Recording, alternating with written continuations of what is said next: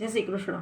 આજે આપણે બનાવશું કાટલું ઓરિજિનલ, જે આપણે બધા કાચો ગુંદ ને આવે ને એ રીતે નથી, દાંતમાં ચોટે છે એ રીતે નથી બનાવવાનું, ગુંદ તળીને બનાવશું, એકદમ સરસ થાય છે।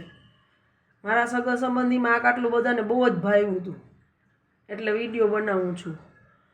એના માટે જોશે આપણે 1 વાટકી ઘી લીધું છે, ચોખ્ખું ઘી લીધું છે, 1 વાટકી ટોપરાનું ખમણ લીધું છે, અડધી વાટકી ઝીણો ગુંદ લીધો છે। આ ચમચીનું માપ રાખશું। 2 ચમચી સૂંઠ પાવડર છે, 2 ચમચી સુવાદાણાનો પાવડર છે, 2 ચમચી અજમાનો પાવડર છે, 1 ચમચી મરી પાવડર છે ને 1 ચમચી હળદર છે, અને અડધી વાટકી કાજુ બદામના કટકા છે। ભૂકો નથી લેવાનો, કટકા લેવાના છે। ઘી ગરમ કરીને પહેલાં ગુંદ તળી લેશું। ઘી ગરમ મૂકી દેશું। થઈ ગયું છે, આવી રીતે ગુંદ તળી લેશું થોડો થોડો નાખીને। પહેલાં એક ગુંદ નાખીને ચેક કરી લેવાનું, બહુ ધુવાળા નીકળે એવું એ નથી કરવાનું, નહીંતર ગુંદ કાચો રહેશે, ચવળ થઈ જશે। આવો એકદમ ફૂલી જાય ને એવો તળી લેવાનો છે। આ તળાઈ ગયો છે, ઝીણો ગુંદ છે ને એટલે સરસ આવો થશે, નાનો નાનો બધો। હવે આપણે આ ગુંદ તરાઈ ગયો છે બધોય।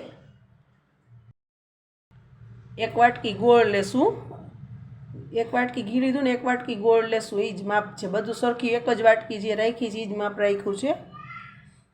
ગોળ હું બતાવતા ભૂલી ગઈ હતી પહેલાં, એટલે ગોળ લઉં છું 1 વાટકી। આપણે ગુંદ તળ્યો છે ને એ જ ઘીમાં પાયો કરી લેશું ગોળનો।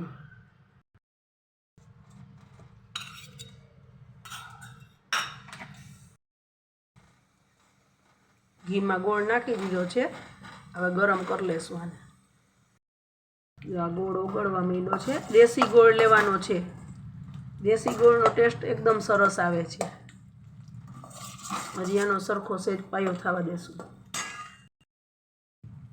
જો આ ગોળ બધો ઓગળી ગયો છે, બસ બહુ આકરો નથી કરવાનું, નહીંતર ચવળ થઈ જાય। બંધ કરી દેશું ગેસ।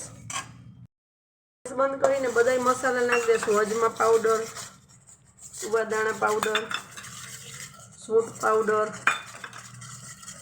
મરી પાવડર, હળદર, બધું સરખું મિક્સ કરી લેશું। મસાલા ભળી જાય પછી ડ્રાય ફ્રૂટ ને ટોપરું ને ગુંદ નાખશું। બધાય મસાલા બરાબર મિક્સ થઈ ગયા છે। હવે ટોપરાનું ખમણ, ડ્રાય ફ્રૂટ ને ગુંદ નાખીને સરખું મિક્સ કરી દેશું બધું। બધું સરખું મિક્સ કરી લેશું।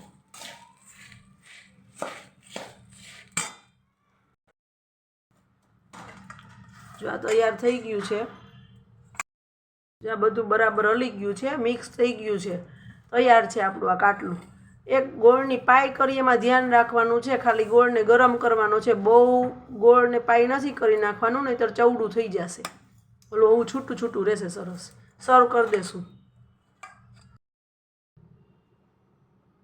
તો તૈયાર છે આપણું આ ઓરિજિનલ કાટલું, એકદમ સરસ લાગશે, 110% કહું છું। આ રીતે બનાવજો, આમાં બધું નખાય, ગંઠોડા પાવડર, પીપળી પણ એ તૈયાર કાટલાનું આવે જ ને બધું, એમાં એની સ્મેલ સરસ નથી આવતી। તમે આ રીતે બનાવજો, આપણે ગુંદ ને ડ્રાયફ્રૂટ ને બધું વધુ નાખી શકીએ, અને આમ એકદમ એટલે એકદમ સરસ લાગે છે। એકવાર જરૂરથી ટ્રાય કરજો। જો મારી રેસીપી તમને ગમતી હોય ને તો લાઈક, શેર અને સબસ્ક્રાઈબ કરજો। જય શ્રી કૃષ્ણ।